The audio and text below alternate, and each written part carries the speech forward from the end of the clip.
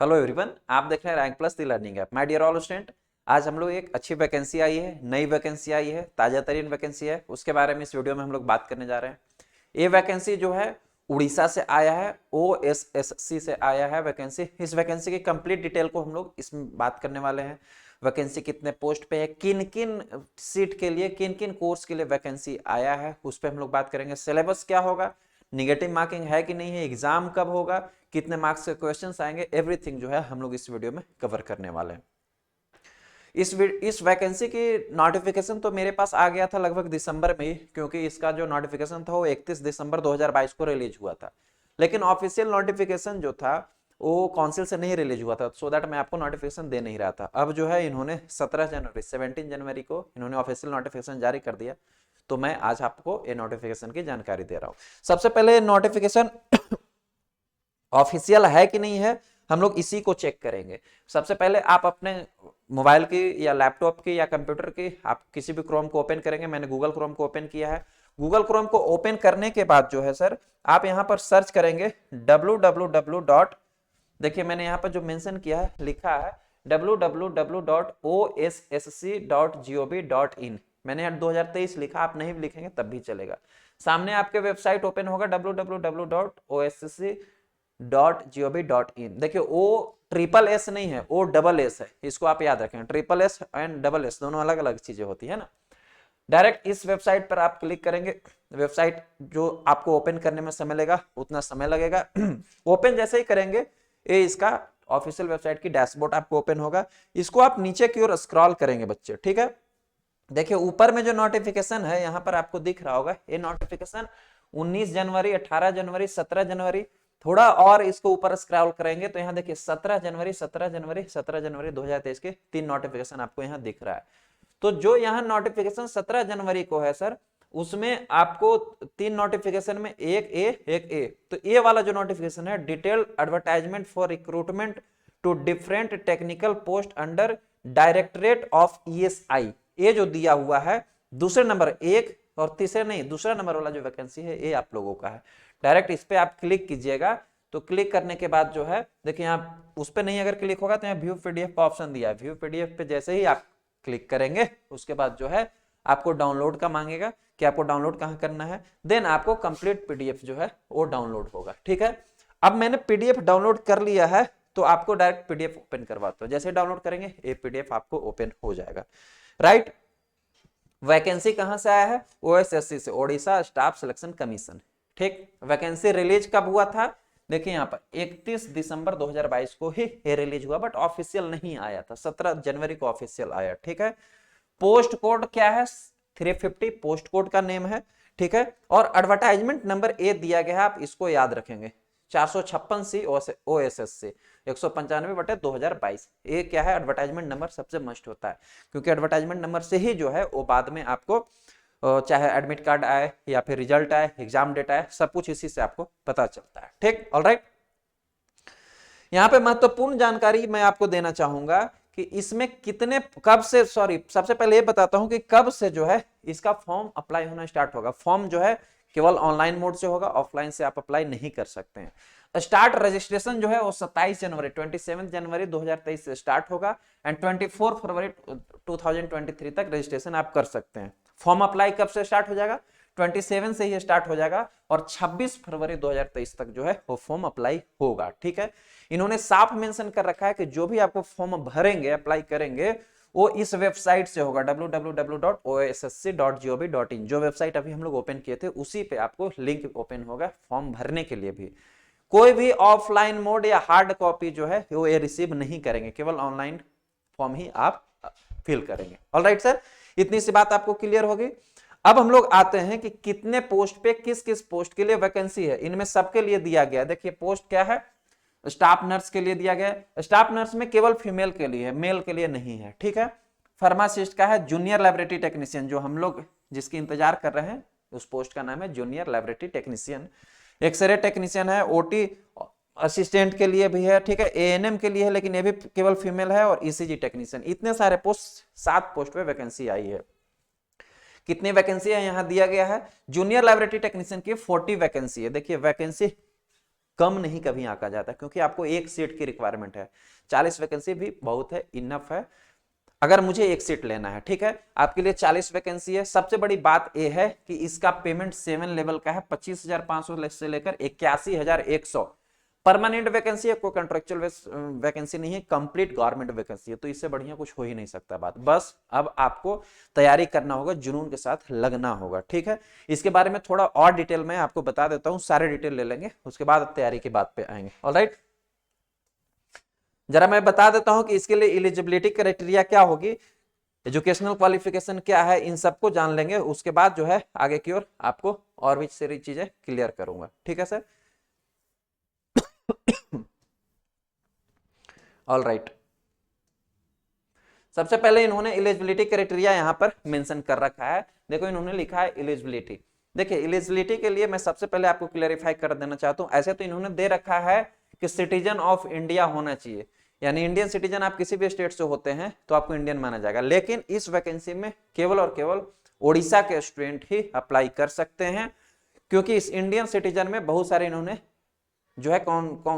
जो है कॉन्ट्रेक्शन लगा रखा है, जिसके कारण आप अनदर स्टेट के अप्लाई नहीं कर सकते। हाँ, अगर कोई स्टूडेंट अनदर स्टेट का है और उड़ीसा में रह के उसने पढ़ाई की है तो वो अप्लाई कर सकता है, चाहे इंडिया का हो किसी भी स्टेट का हो, ठीक है। ठीक, अब जानते हैं इंडियन सिटीजन होना चाहिए, आपकी गुड कैरेक्टर होना चाहिए, हेल्थ सही होना चाहिए। अगर मैरिड हैं तो आपकी एक ही स्पाउस यानी एक ही आपकी पत्नी जीवित होनी चाहिए। 2 पत्नी होगी तो आप नहीं अप्लाई कर सकते। इन्होंने कंडीशन क्या अप्लाई किया है कि अगर इंडिया से कहीं से भी हैं तो सबसे पहले कंडीशन ये है कि आपको must be able to read write and speak Odia.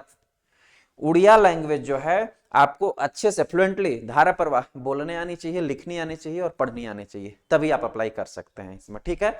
या आप ओडिया में जो है मिडिल स्कूल ओडिया लैंग्वेज में पास किए हो, या हायर सेकेंडरी ओडिया लैंग्वेज में आपने पास किया हो, या इन सब में से कोई एक होना चाहिए आपको, तभी आप अप्लाई कर सकते हैं।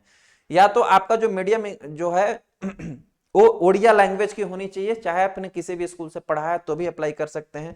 ये सभी करके इन्होंने 4 कंडीशन यहां लगाया है। इन चारों में से यदि आप में कोई भी एक है तो आप इसमें अप्लाई कर सकते हैं, अगर अनदर इंडिया के सिटीजन से भी हैं तो भी।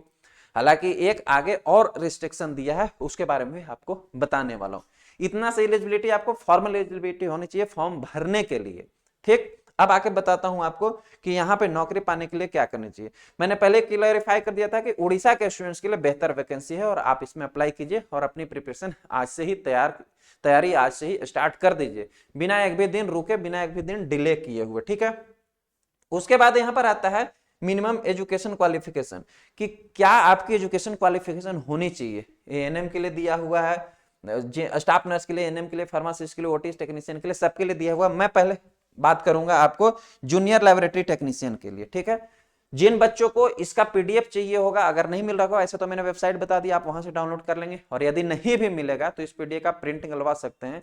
इस पीडीएफ को मैं अपने टेलीग्राम चैनल में दे देता हूं, वहां से आप डाउनलोड करके प्रिंट निकलवा सकते हैं। आप बोलोगे आपके साथ टेलीग्राम चैनल नहीं मिल रहा है, तो उस टेलीग्राम चैनल का लिंक इस वीडियो का डिस्क्रिप्शन में अवेलेबल है, आप डायरेक्ट उस लिंक पे क्लिक कीजिए और टेलीग्राम पे ओपन हो जाइएगा, ठीक है। आपको प्रॉब्लम नहीं होगा। जूनियर लैबोरेटरी टेक्नीशियन के लिए क्या एलिजिबिलिटी क्राइटेरिया, पहले उस बात को समझिए। देखिए आपको 10+2 जो है वो साइंस के साथ होना चाहिए। साइंस मतलब आप अगर केमिस्ट्री से पीसीबी फिजिक्स केमिस्ट्री बायोलॉजी से किए हैं, या फिजिक्स केमिस्ट्री मैथ से किए हैं, यानी बायोलॉजी या मैथ दोनों के दोनों अप्लाई कर सकते हैं। इन्होंने जो है सेग्रीगेट नहीं किया है, ठीक है। तो दोनों के दोनों आप अप्लाई कर सकते हो। उसके साथ 10+2 आपने साइंस से कर लिया, अगर किसी ने आर्ट्स से किया है तो वो अप्लाई नहीं कर सकता है, ठीक है। कॉमर्स से किया है तो वो भी अप्लाई नहीं करेगा, साइंस होनी चाहिए बच्चे। उसके साथ with diploma in medical laboratory technology, 10+2 के साथ आपकी डिप्लोमा भी होनी चाहिए। अभी बीएससी एमएलटी के लिए भी बताऊंगा, धैर्य रखो। 10+2 साइंस से हो, डिप्लोमा हो, डीएमएलटी हो, साथ ही साथ उस डीएमएलटी के रजिस्ट्रेशन जो है वो आपको state board of medical laboratory technician Odisha, जो ओडिशा की काउंसिल है, उसमें आपकी रजिस्ट्रेशन होनी चाहिए, देन आप इसमें अप्लाई कर सकते हो। तो ए वाला आप हमेशा याद रखना, आप कंफ्यूज मत होना, सर मैं एमपी से हूं, मैं राजस्थान से हूं, मैं बिहार से हूं, तो मैं अप्लाई कर सकता हूं कि नहीं। अगर एक क्राइटेरिया फुलफिल करते हो तो कर सकते हो, नहीं करते हो तो आप अप्लाई नहीं कर सकते हो। मोर कंफ्यूजन नहीं क्रिएट करना है, ठीक है। अब मैं यहाँ, आप जो उड़ीसा से बिलोंग्स करते होंगे बच्चे और उन्होंने अगर बीएससी एमएलटी किया है तो उनके मन में कोई कंफ्यूजन होगा कि सर मैं अप्लाई कर सकता हूं कि नहीं, कर सकते हो। ये जो इन्होंने दिया हुआ है मिनिमम एजुकेशनल क्वालिफिकेशन दिया है, मतलब मिनिमम इतना होना चाहिए, मैक्सिमम आप कितना भी कर सकते हैं, ठीक है। तो यदि आपने 10+2 साइंस से किया है और बीएससी एमएलटी किया है तो आप अप्लाई कर सकते हो। लेकिन हाँ, अगर आपने 10+2 साइंस से नहीं, आर्ट्स और कॉमर्स से किया होगा और बीएससी एमएलटी किया होगा तो आप नहीं कर सकते हैं। क्लियर? तो बीएससी एमएलटी के स्टूडेंट भी कर सकते हैं। होप सो आपको ये बात समझ में आई होगी। ये हुआ मिनिमम एजुकेशन क्वालिफिकेशन। अभी और चीजें बताता हूं आपको कि इसमें एज लिमिट कितना है। एज बहुत अच्छा दिया इन्होंने, मिनिमम एज जो है वो आपका 21 ईयर होना चाहिए और मैक्सिमम एज जो है आपका 38 ईयर होना चाहिए। तो बहुत अच्छा है, 1 जनवरी 2022 तक आपका 38 ईयर पूरा हो गया, तो मतलब 21 साल पूरा हो जाना चाहिए 1 जनवरी 2022 तक, और 38 ईयर हो जाना चाहिए 1 जनवरी 2022 तक। इन दोनों के बीच में आपकी एज होनी चाहिए, 21 से 38 साल के बीच का अगर आपका एज है तो आप अप्लाई कर सकते हैं। बहुत एज लिमिट है, कोई दिक्कत नहीं होना चाहिए मेरे ख्याल से इसमें बच्चों को। नेक्स्ट वन आता है कि इसके लिए फॉर्म फिल करना हो तो मैंने आपको बता दिया। एग्जाम कैसे होगा सर, एग्जाम का पैटर्न क्या होगा, इस बात को समझिए। सबसे इंपॉर्टेंट तो ये, अब हमने जान लिया कि वैकेंसी कितने पोस्ट पे क्या है, कैसे अप्लाई करेंगे, कौन कौन लोग अप्लाई कर सकते हैं, एजुकेशन क्वालिफिकेशन क्या है। अब जो है एग्जाम होगा कैसे, सिलेबस क्या होगा, मेन पैटर्न यही आता है, इस पे बात हम लोग करने जा रहे हैं। सबसे फर्स्ट वन, एग्जाम का पैटर्न जो होगा टेक्निकल पेपर होगा, मतलब कि नॉन टेक्निकल से क्वेश्चंस नहीं पूछे जाएंगे। हिंदी, इंग्लिश, मैथ, रीजनिंग, ये सबसे क्वेश्चन नहीं पूछेगा, केवल आपका टेक्निकल सेक्टर है उसी से क्वेश्चन पूछेगा। कोई नर्सिंग है तो नर्सिंग से पूछेगा, ओटी टेक्नीशियन, अच्छा बीएम जूनियर लैबोरेटरी टेक्नीशियन है तो आपका केवल डीएमएलटी और बीएससी एमएलटी के सिलेबस से क्वेश्चन पूछेगा, ठीक है। ऑलराइट, सिलेबस यदि आपके पास डीएमएलटी या बीएसएमएलटी का नहीं है तो हमारा rank plus the learning app download करिए, वहां पर सिलेबस हमने प्रोवाइड किया हुआ, आप सिलेबस डाउनलोड करके देख लीजिए उसमें क्या क्या चीजें हैं, वो चीजें आपके पढ़नी होगी, ठीक है। मार्क्स कितने होंगे, 200 मार्क्स का एग्जाम होगा, ठीक। थोड़ा यहाँ पर एक रेस्ट्रिक्शन दिया हुआ है, देखिए सबका अपना अपना टेक्निकल पेपर अलग अलग होगा। जैसे नर्सिंग का नर्सिंग सब्जेक्ट के पेपर आएंगे, लैबोरेटरी टेक्नीशियन का लैबोरेटरी टेक्नीशियन के आएंगे, ईसीजी का ईसीजी का पेपर आएगा। लेकिन फार्मासिस्ट, देखिए यहाँ पर एक इन्होंने मेंशन कर रखा है कि ओटी असिस्टेंट और फार्मासिस्ट इन दोनों का सेम पेपर होगा, आप लोग दोनों का, आप लोग का एक ही पेपर होगा और उसी को आपको एग्जाम देना वो आपके ट्रेड का ही क्वेश्चन होगा, ठीक है। अब यहां पर मैं आता हूं, 200 मार्क्स आपने समझ लिया कि 200 मार्क्स का एग्जाम होगा। टाइम कितना देंगे ये लोग, नंबर ऑफ क्वेश्चन कितना होगा, एग्जाम कब होगा, ये सभी जो है, इन सभी की जानकारी ये लोग जो है अपने वेबसाइट पे नोटिस निकालेंगे, उसमें देंगे कि कितना क्वेश्चन पूछेंगे। बट फिलहाल इसमें इन्होंने बता दिया है कि 200 मार्क्स के क्वेश्चन आएंगे, या तो 100 क्वेश्चन पूछा जाएगा या तो 200 क्वेश्चन भी पूछा जा सकता है, यही रखो। लेकिन टेक्निकल पेपर होगा, नॉन टेक्निकल नहीं होगा।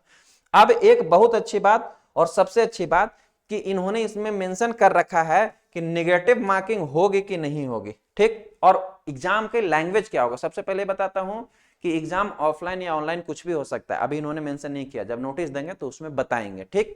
लेकिन एग्जाम की लैंग्वेज क्या होगी, तो इन्होंने एक एग्जाम लिया था, कब लिया था सर, इन्होंने एक एग्जाम लिया था 18 अक्टूबर 2022 को, ये जून, इसका रिजल्ट भी इन्होंने निकाला। देखो मैंने आपको दिखाया नहीं था शायद, एक सेकंड आपको बता देता हूँ, याद आ गया इसलिए मैं आपको बता रहा हूँ। यहाँ पर देखो इन्होंने जो है 2022 में जो एग्जाम हुआ था लैबोरेटरी असिस्टेंट का, उसका इन्होंने रिजल्ट भी निकाल दिया, लोग सिलेक्टेड भी हो गए। जो बच्चे सिलेक्टेड हुए हैं यहाँ से अपना डाउनलोड करके पीडीएफ देख लीजिए, उनको डॉक्यूमेंट वेरिफिकेशन करवाने जाना है। तो इसी एग्जाम के तर्क पे जो है ये वाला एग्जाम भी होगा जो अभी होना है, जो इसका एग्जाम होगा, ठीक है।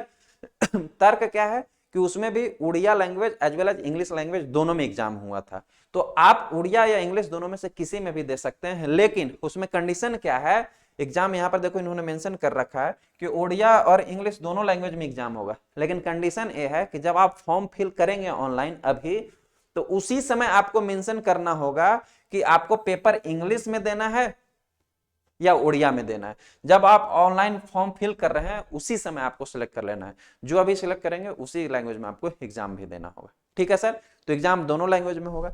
नेक्स्ट आता है कंफ्यूजन कि सर इसके एग्जाम में निगेटिव मार्किंग होगा कि नहीं होगा। इन्होंने क्लियर मेंशन कर रखा है कि इस एग्जाम में जो है 1/4 टोटल निगेटिव मार्किंग हुई, पेनल्टी कटेगी, निगेटिव मार्किंग कटेंगे 1/4, 1/4 मतलब 0.25 मार्क्स जो है वो निगेटिव मार्किंग में कटेगा। यानी कि 4 क्वेश्चन अगर गलत होता है तो एक क्वेश्चन रॉन्ग हो जाएगा, 0.25 जो है वो निगेटिव मार्किंग इसमें है। इतना सा होप सो सारी जानकारी मिल गई होगी। अब मेन पार्ट आता है कि सिलेबस क्या है, उसमें इन्होंने मेंशन क्या कर रखा है। चलिए उसी को भी देख लेते हैं, सिलेबस भी हम लोग देख लेते हैं जो इन्होंने सबसे नीचे में मेंशन कर रखा है। ऑल राइट, ठीक है सर। सिलेबस की हम लोग बात करते हैं कि सिलेबस इन्होंने पूछा क्या है। तो सभी के सिलेबस इन्होंने दे रखा है, दे रखे हैं, चाहे वो आपको नर्सिंग का हो, ओटिस असिस्टेंट का हो। देखिए यहाँ पर इन्होंने सबके सिलेबस दे रखे हैं। सिलेबस यहाँ पर मेंशन है, सिलेबस ऑफ रिटन एग्जामिनेशन, पहले टेक्निकल पेपर का ही है, केवल नॉन टेक्निकल का है नहीं। पहले इन्होंने स्टाफ नर्स का दे रखा है सारा कुछ। अगर इस सिलेबस का प्रिंट निकलवाना होगा तो आपको टेलीग्राम चैनल जो है मेरा उस पर रहेगा ही, आप वहां से अपना प्रिंट निकलवा के सिलेबस का अध्ययन कर सकते हैं। ठीक है, मैं सिलेबस फिलहाल आपको लैबोरेटरी टेक्नीशियन वाला दिखा देता हूं आपको, ताकि आपको देख पाएंगे कि पढ़ना क्या है। ये ईसीजी के लिए है, ईसीजी। ये देखिए जूनियर लैबोरेटरी टेक्नीशियन का ए पेपर है। पेपर में इन्होंने क्लियर मेंशन कर रखा है anatomy, physiology, computer pathology, pharmacology, laboratory assistant, everything जो होता है आपको बीएससी एमएलटी का सिलेबस, वो आपको इन्होंने इसमें मेंशन कर रखा है। और कंप्लीट के कंप्लीट जो है आपको बीएससी एमएलटी का सिलेबस पढ़ना होगा अगर इस एग्जाम को क्वालिफाई करना है तो। अगर यदि नोट्स है इसका तो आप अपना नोट से पढ़ाई स्टार्ट कीजिए और प्रिपरेशन स्टार्ट कीजिए। और यदि नहीं है आपके पास नोट्स तो आप, अगर नहीं है आपके पास तो हम लोग भी प्रिपरेशन करवाते हैं rank plus the learning app के नाम से। ऐप हमारा अवेलेबल है प्ले स्टोर पे। उस प्ले स्टोर पे जाकर के आप ऐप को सर्च करेंगे, देखिए ये ऐप है, इसको आप सर्च करेंगे, ऐसा ऐप दिखेगा ओपन करने के बाद। और ऐप को आप डाउनलोड करके जो लैब फाउंडेशन बैच जो कोर्स है उसको परचेज करके आप अपनी प्रिपरेशन स्टार्ट कर सकते हैं। ठीक है, अब यहाँ पे दो, आप जैसे ही ऐप ओपन करेंगे उसमें दो लैब फाउंडेशन दिखेगा, एक तो 4800 फी है, एक 4200 फी है। 4800 फी वाला जो है वो स्टार्ट होगा 2 फरवरी 2023 को, तो वो बैच आपको नहीं ज्वाइन करना है। जो बैच कंप्लीट हो गया है, कंप्लीट क्लासेस वहां अवेलेबल है, उस बैच को ज्वाइन करके आपको प्रिपरेशन स्टार्ट करनी है। होप सो आपको सारी बातें समझ में आई होगी कि इस एक्चुअल में इस वैकेंसी में है क्या क्या चीजें। ठीक है, होप सो आप इसको समझने में कामयाब हुए होंगे। किन्हीं बच्चों को कोई अगर इसके बाद भी कंफ्यूजन बचता है तो आप हमें कमेंट करके यूट्यूब के इसी वीडियोस में कमेंट करके पूछ सकते हैं। उसके लिए हमारी टीम हमेशा तत्पर रहती है। मिलते हैं हम लोग किसी नए क्लास में नए टॉपिक के साथ। Thank you so much.